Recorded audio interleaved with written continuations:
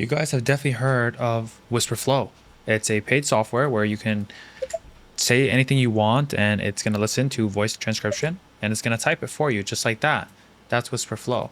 Now, if you look at the pricing for this, there's a $12 per user per month, or what you saw I just did there was for 100% for free locally on my device using OpenWhisper.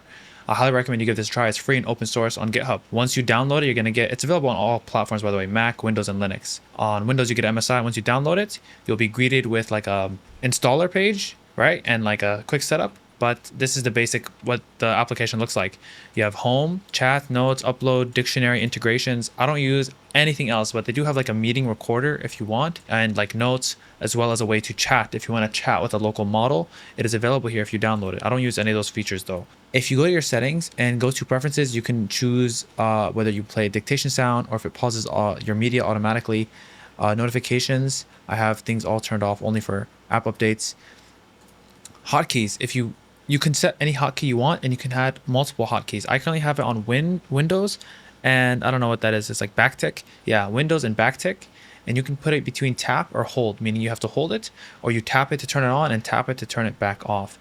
And you can see that there's other modes. There's the voice agent hotkey, and there's the meeting mode hotkey, and there's the chat agent hotkey. So I don't use those three features. That's why I have no hotkeys there, but they are there.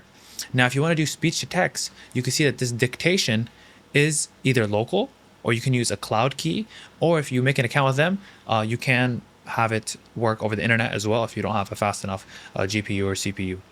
I am currently using the Parakeet unified English version. It's 624 megabytes, and it's extremely fast and faster than Whisper's OpenAI's implementation. If you go to OpenAI, you have all these different models. You have turbo, large, medium, small, base, and tiny. I would just stick with turbo unless you have any other reason to use something else. Maybe it's too much RAM for your GPU, then maybe use a smaller model. But I'm gonna go ahead and show you what it looks like now. Let's open up our notepad.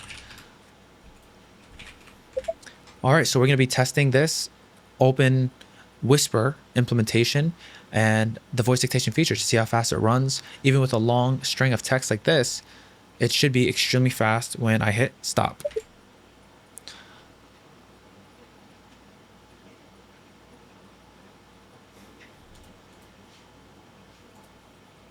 Okay, that took a lot longer than it normally takes, and that was in real time.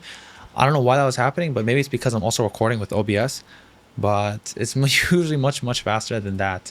And you can see it's very accurate. All right, so we're gonna be testing this OpenWhisper implementation, the voice detection feature, to see how fast it runs. Even with a long string of text like this, it should be extremely fast when I hit stop. So it's extremely accurate, even has punctuation. And what you could do as well is you can add things to your dictionary. So all of the things that you add to your dictionary, it'll be able to recognize it better, such as your names, ideas, anything that you put in there. I have like some Arabic words in here, like inshallah, assalamu alaikum, specific names, parakeet, out my business name, things like that. You can add these to your dictionary, and you can also add snippets. This is something new, but I haven't tried it. It's speak a trigger word, and OpenWhisper replaces it with whatever you save, such as a URL, intro, sign off, or a prompt. So it's just a quick snippet that you can use to have it be replaced.